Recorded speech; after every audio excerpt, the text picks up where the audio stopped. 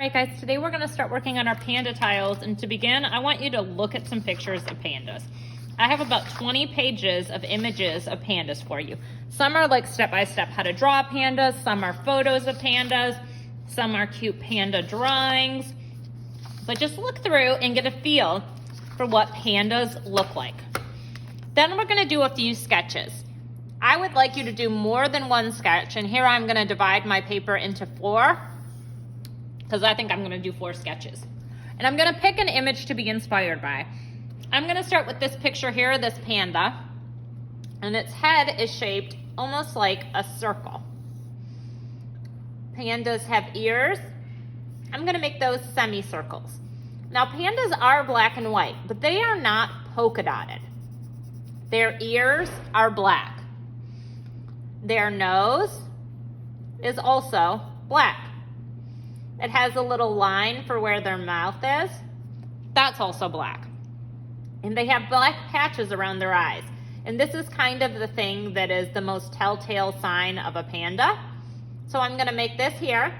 Then I'm going to make a circle for their eye with a little dot in the middle. Circle, dot. And then I'm going to shade that in to show that it's black. Now my panda here is a little bit fuzzy, so I'm going to make some lines on it to show the texture. And he's also hugging a tree branch, so I have some overlapping happening here. So I'm going to draw this branch. The branch also has some texture. And his paw is coming around it. And look, I can see here I didn't make my branch thick enough. That's why we're doing some sketching. His paw is coming around. Now pandas have black paws and arms and legs. So you can see it's black, it goes behind it there. Then his body right around here where his arms are is black. And then the body right there that's kind of overlapping behind is going to remain white. I can draw some bamboo in the background. That's just kind of like 2 parallel lines with leaves. Sometimes it looks like bamboo if you put little lines across it. So I'm going to finish up this sketch, and then I'm going to make a couple more. And whichever one I feel happiest with, I'm going to choose as a composition for my tile. But let me real quick show you a whole body picture of a panda so you can notice their black spots. So on a panda, you see black ears, black eyes, black nose. This leg, the front leg, is black, along with almost like a little strap on its back. His other front leg and the back legs are black. The rest of the panda is white.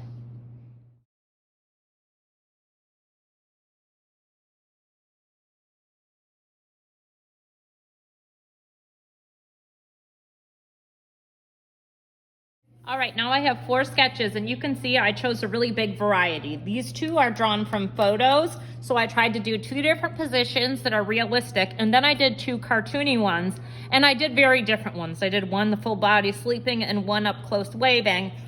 I'm gonna show you right now though, because that drawing I looked at only had the picture of the panda. Your panda tile needs to have more than just a panda. It needs to have a background too. So what I'm gonna do is fill in bamboo behind my panda, because I don't wanna just leave my tile empty. Maybe I'll sneak a little sun peeking on the corner. Maybe there are some clouds going behind the bamboo. I just really wanna fill my space. Maybe there's a little bit of grass line popping up here. All right, now I'm gonna pick my favorite. And actually this surprises me. I think this is my favorite.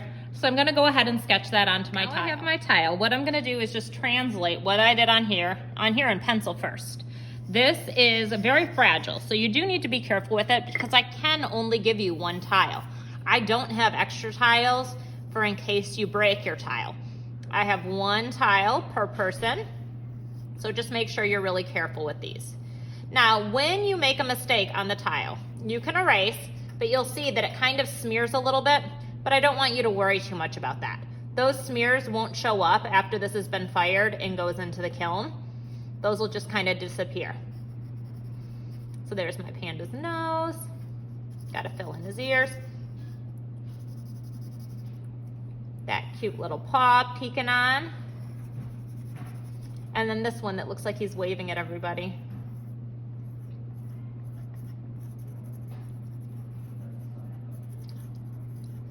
Now I'm gonna make a little bit of grass so it looks like he's kind of peeking up over some grass. Now I'm drawing that bamboo into the background. Again, it's just 2 lines that are running parallel, lines that cross it horizontally, and then I'm just making a few leaves around it. I want it to kind of look like a bamboo forest, so I'm gonna make it pretty dense. I'm gonna make a little sun peeking out, maybe some clouds. And now I'm ready for something called underglaze, which is the color we're going to use on our tiles. So the underglaze comes in 2 forms. One is this watercolor underglaze, and one is a liquid underglaze, and I'm gonna show you how to use both. For black, the colors I know that are gonna get used a lot, I have this underglaze here because it's a little bit less expensive. I'm gonna trace over all of my pencil lines that I want to show up. My pencil, when this goes into the kiln, will just burn off. So anything that I don't do with the glaze is going to burn off. So I just need to make sure that I fill everything I want to be black or gray or green or whatever with this. Sometimes it can be a little bit tricky because you think that something you've done with the pencil is going to show because you can see it now, but it will go away. Now, something that's tough with pandas is around their eyes. If you fill this area, this patch in their eyes, totally with black, it's really tough to get the eye in. So what I've done is I outlined it with the black, and then I'm gonna fill it with gray. So you'll see in one sec how I fill that with gray. So I'm rinsing my brush, and when I use the watercolor ones, I have to add water to it, just like I would regular watercolor paints. Now it's really important that you use your paintbrush like it's a ballerina, tiptoes, because you need to get really fine lines on this panda tile.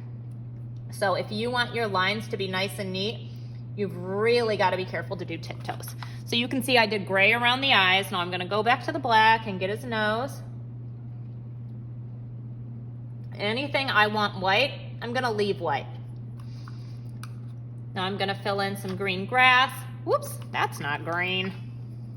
Some green grass here, and my bamboo. You really do have to stir a lot and add quite a bit of water to wake up these watercolors. And there are a lot of different values of green.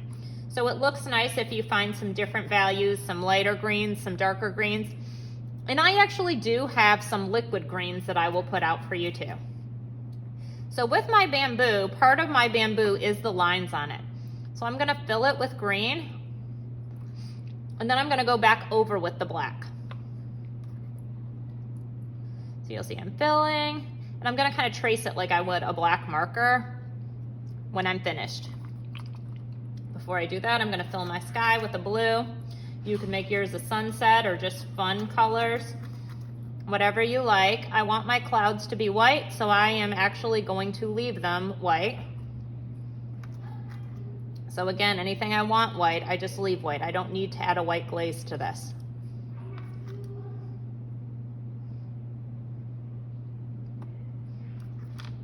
And filling, and then I need to get my sun, and then just outline. Oh, and I almost forgot something. And I'm glad I didn't, because I wanted to show you. I didn't do my eyes.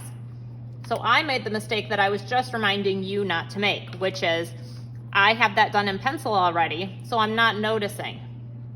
I do need to go back and do the eyes. After I trace around this, I'll do that. So it's very easy to forget to do something because it's already done in pencil and you kind of forget that you haven't done it, or you think you have. All right, so now I'm gonna go on my eyes, and you'll notice that they are darker than the gray I used for those patches, and I'll put it up close so you can see. So the eyes do show there. I can go back over with my black and just add some texture into my grass, double check that everything's done nice. Then I'll help you get your names on these, and they'll be ready for display in the hallway.